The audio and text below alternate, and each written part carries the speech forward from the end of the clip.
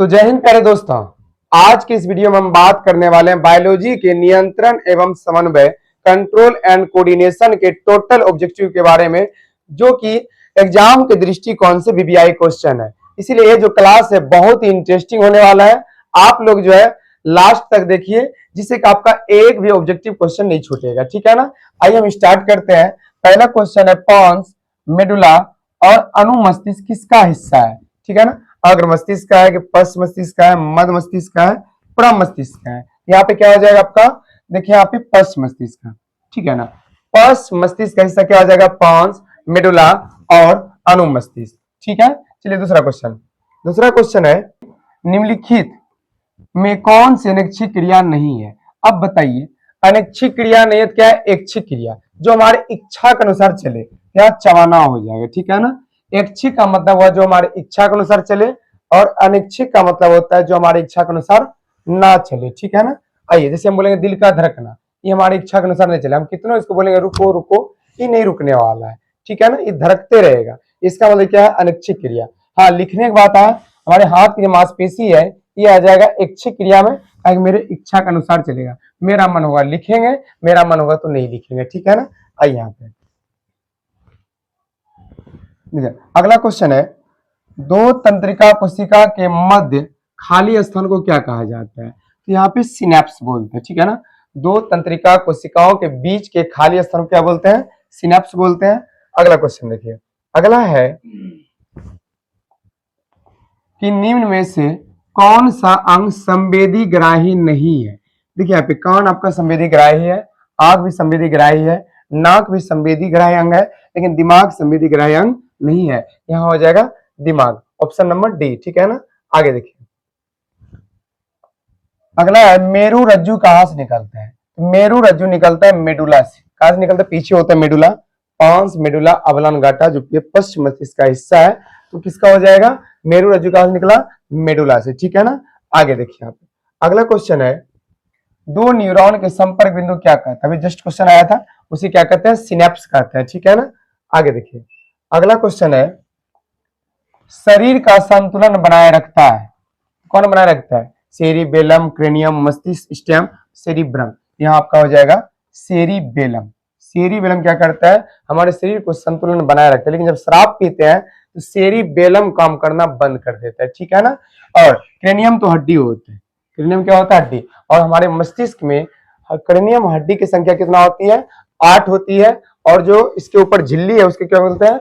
Meninges झिल्ली। ठीक है ना। जिसमें क्या होता है? सूजन हो जाने के बाद मेनिंजाइटिस रोग हो जाता है। चलिए यहाँ पे क्वेश्चन था, शरीर का संतुलन बनाए रखता है कौन? सेरिबेलम हो जाएगा। अगला देखिए, अगला मानव मस्तिष्क का औसत भार कितना होता है? 1.4 केजी। कितना होता है? 1.4 केजी। कहीं कहीं आपको देखने को मिलेगा 1.5 केजी। ठीक है ना। आगे देखिए, अगला क्वेश्चन है, मानव शरीर की सबसे लंबी कोशिका कौन सा हो जाएगा? न्यूरॉन कोशिका। मानव शरीर की सबसे लंबी कोशिका न्यूरॉन कोशिका हो जाएगा। सबसे बड़ा कोशिका क्या हो जाएगा? अंडाणु हो जाएगा। और सबसे छोटा कोशिका जो हो जाएगा वो शुक्राणु हो जाएगा। ठीक है ना। आगे देखिए, अगला क्वेश्चन है यहाँ पे कि तंत्रिका तंत्र की संरचनात्मक एवं क्रियात्मक इकाई को क्या कहते हैं? तो यहाँ पे क्या कहेंगे? तो न्यूरॉन। क्या बोलेंगे? न्यूरॉन बोलेंगे। ठीक है ना। आगे देखिए, अगला क्वेश्चन है, मस्तिष्क उत्तरदायी है तो सोचने के लिए, हृदय स्पंदन के लिए, शारीरिक संतुलन के लिए, इनमें से सभी हो जाएगा। ठीक है ना। आगे देखिए, अगला क्वेश्चन है कि मस्तिष्क का कौन सा भाग शरीर की स्थिति तथा संतुलन का अनुरक्षण करता है? तो क्या आ जाएगा आपका? देखिए यहाँ पे अनुमस्तिष्क। क्या आ जाएगा? अनुमस्तिष्क हो जाएगा। अगला क्वेश्चन देखिए, अगला है, मानव शरीर में सबसे लंबी कोशिका, तो क्या हो जाएगा? तंत्रिका कोशिका, जिसे हम न्यूरॉन सेल भी बोलते हैं। ठीक है ना। आगे देखिए, अगला क्वेश्चन है कि सिनेप्टिक नर्व्स पाया जाता है, तो कहां पाया जाता है? न्यूरॉन में। ठीक है ना। कहां पाया जाता है? न्यूरॉन में पाया जाता है। आगे देखिए, अगला क्वेश्चन है, ऑक्सीजन क्या है? ऑक्सिन एक पादप हार्मोन हो जाएगा। क्या है? हार्मोन। हार्मोन को क्या बोला जाता है? हार्मोन को रासायनिक दूत कहा जाता है। यदि हम बात करें पादप हार्मोन का, पादप हार्मोन में auxin, gibberellin, cytokinin, abscisic, ethylene, ये सभी क्या है? पादप हार्मोन है। ठीक है ना? आगे देखिए, अगला क्वेश्चन है कि पादप हार्मोन का उदाहरण है, तो क्या हो जाएगा यहाँ पे? ऑक्सिन क्या है? एक पादप हार्मोन है जो वृद्धि वृद्धि में क्या होता है? सहायक होता है। ठीक है ना? आगे देखिए, अगला क्वेश्चन है जिब्रेलिन क्या है? जिब्रेलिन भी क्या है? एक हार्मोन है। तो क्या क्या हो जाएगा? ऑक्सिन, जिब्रेलिन, एब्सिसिक, साइटोकाइनिन और एथिलीन। ठीक है ना? आगे देखिए, अगला क्वेश्चन है जड़ का अधोगामी वृद्धि है, तो क्या हो जाएगा यहाँ पे? गुरुत्वानुवर्तन हो जाएगा। जड़ जो होता है गुरुत्वाकर्षण किधर खिंचाता है? नीचे। ठीक है ना? गुरुत्वानुवर्तन गति। अगला क्वेश्चन है पादप हार्मोन साइटोकाइनिन सहायक है प्रोड़ के अग्रभाग की लंबाई में वृद्धि के लिए, तने की वृद्धि के लिए, पादप का प्रकाश की ओर मुड़ने के लिए, और इनमें से सभी। इनमें से क्या हो जाएगा? सभी हो जाएगा। अगला देखिए, अगला क्वेश्चन है कौन सा पादप हार्मोन पत्तियों को मुरझाने के लिए उत्तरदायी है? तो पत्तियों को मुरझाने के लिए हो जाएगा एब्सिसिक। क्या हो जाएगा? एब्सिसिक हो जाएगा। अगला देखिए, अगला क्वेश्चन है इनमें से कौन पादप हार्मोन है? तो क्या हो जाएगा? साइटोकाइनिन। क्या हो जाएगा? साइटोकाइनिन हो जाएगा। इंसुलिन, थायरोक्सिन, एस्ट्रोजन, ये सब। इंसुलिन कहां से निकलता है? अग्नाशय से। थायरोक्सिन हार्मोन थायराइड ग्रंथि से, और एस्ट्रोजन होता है ये मदाम निकलता है अंडाशय वाला भाग से। ठीक है ना? आगे देखिए, अगला क्वेश्चन है पादप में पाया जाने वाला वृद्धि हार्मोन निम्न में से कौन हो जाएगा? तो वृद्धि हार्मोन दो ही है, एक ऑक्सिन है, एक जिब्रेलिन है। तो क्या हो जाएगा यहाँ पे? जिब्रेलिन हो जाएगा। ठीक है ना?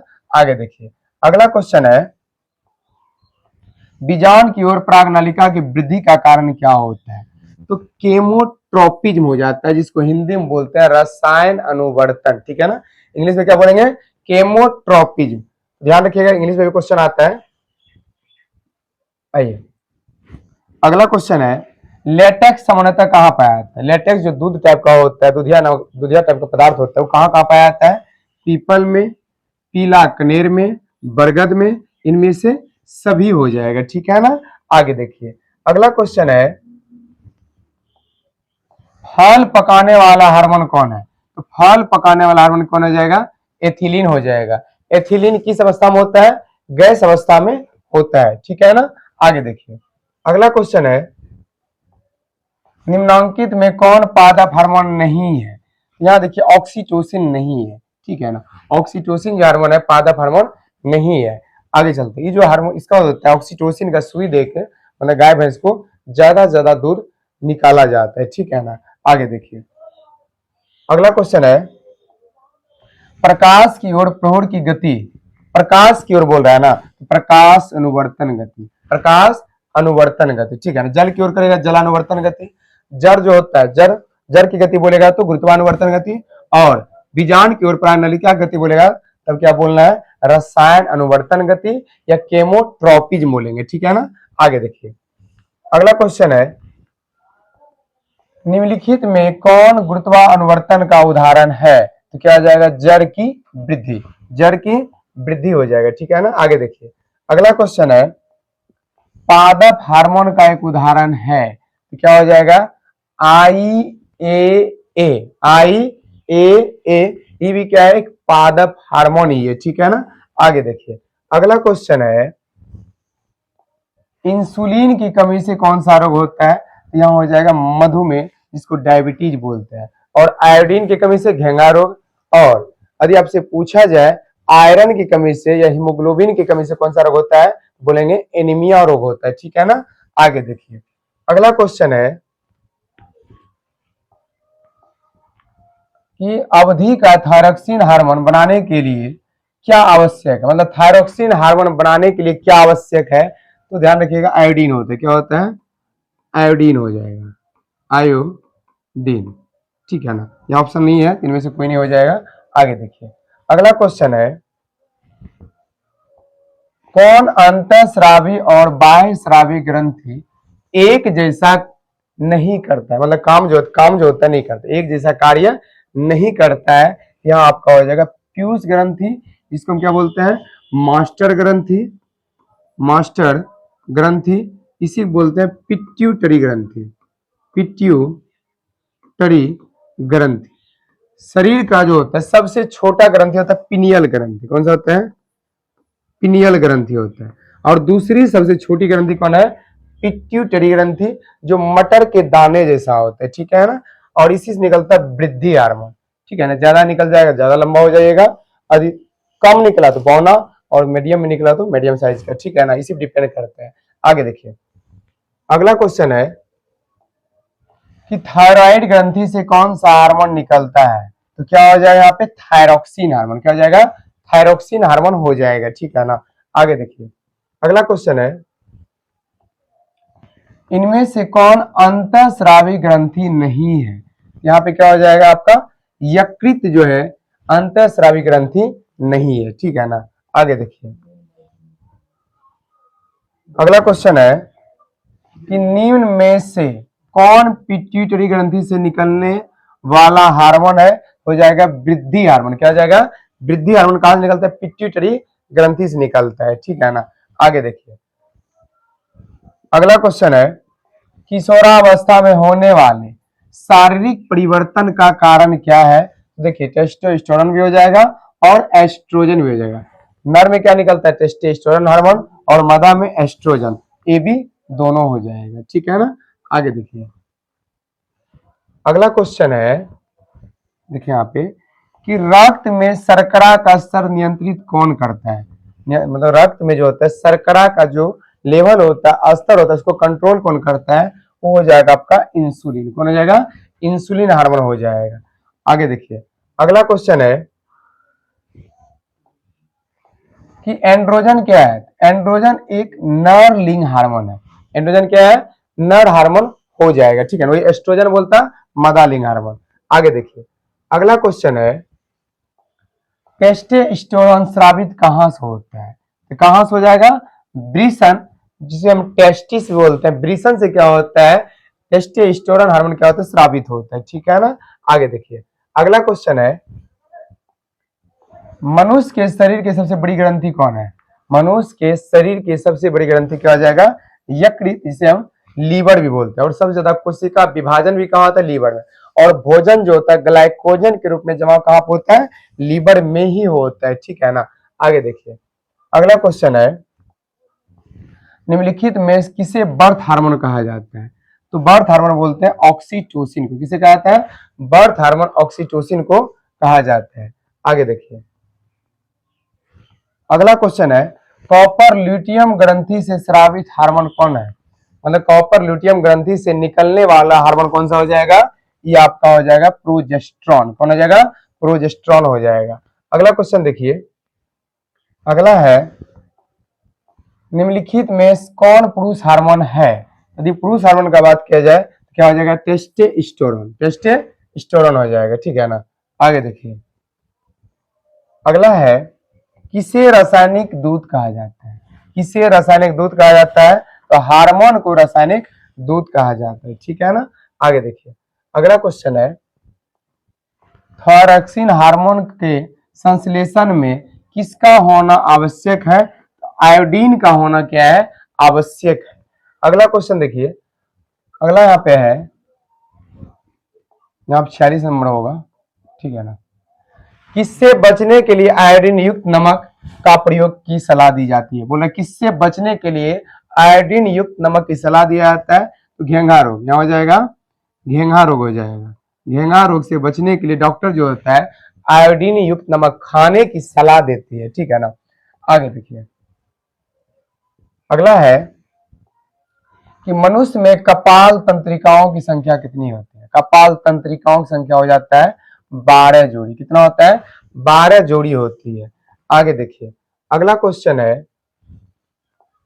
कि मस्तिष्क का कौन सा भाग में गंध पहचानने का केंद्र है, तो गंध पहचान सेरिब्रम जो होता है किसका भाग है, अग्र मस्तिष्क, यहाँ पे हो जाएगा आपका अग्र मस्तिष्क, ठीक है ना। सेरिब्रम में यहाँ देखिए सेरिब्रम आता है, थैलेमस आता है और हाइपोथैलेमस आता है, ठीक है ना। देखिए यहाँ पे अगला क्वेश्चन है, घेंघा रोग पनपता है, किससे पनपता है? आयोडीन की कमी से। किसके कमी से होता है? आयोडीन की कमी से घेंघा रोग पनपता है। आगे देखिए अगला क्वेश्चन है, एंड्रोजन स्रावित होता है। एंड्रोजन जो स्रावित होता है कहां से होता है? ये आपका हो जाएगा वृषण द्वारा। किसके द्वारा हो जाएगा? वृषण द्वारा। और लास्ट क्वेश्चन है आपका, देखिए यहाँ पे और है, देखिए यहाँ पे रुधिर चाप नियंत्रित होता है। रुधिर चाप नियंत्रित होता है एड्रिनल द्वारा। किसके द्वारा? एड्रिनल द्वारा होता है।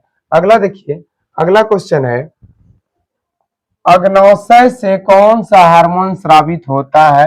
अग्नाशय से इंसुलिन हार्मोन क्या होता है? स्रावित होता है, ठीक है ना। आगे देखिए अगला क्वेश्चन है, सबसे सबसे छोटी अंतःस्रावी ग्रंथि कौन सा हो जाएगा? पिनियल ग्रंथि। सबसे छोटी कौन हो जाएगा? पिनियल ग्रंथि हो जाएगा। तो उम्मीद है आप लोगों को समझ में आया होगा। यदि समझ में आया तो आप लोग एक कमेंट जरूर करिए। अभी नए हैं तो ऐसा कॉन्फिडेंस नहीं आ पाएगा, और फिर भी हम कोशिश करते हैं क्लास को बेहतर बनाने का, ठीक है ना।